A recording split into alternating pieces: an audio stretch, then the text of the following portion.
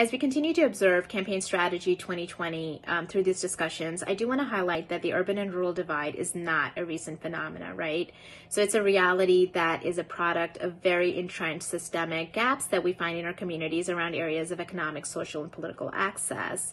I participated today in a Working Families Roundtable with Dr. Jill Biden in a virtual roundtable, which was hosted by the Biden campaign. I do want to point out that it is the second Biden campaign event that has been hosted just this month within the battleground state of North Carolina. And most of the conversation centered around issues of food insecurity, issues of the lack of access to information communication technologies, and also the lack of mental health support available within the region. Some of these issues are very relevant to voters today and to working families specifically as they navigate pandemic COVID-19 realities.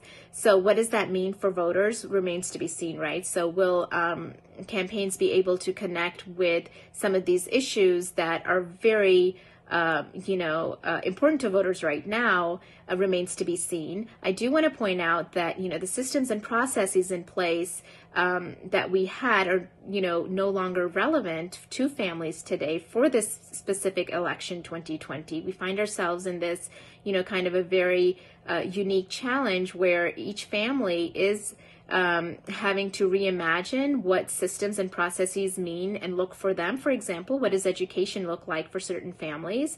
Are academics a priority, or do we reprioritize with the children's social interaction and also healthcare? And so these are some of the realities that voters are looking at.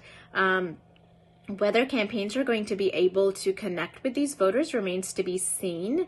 Some of these issues, how do they fit into the larger concept of policies and political commitments also remains to be seen.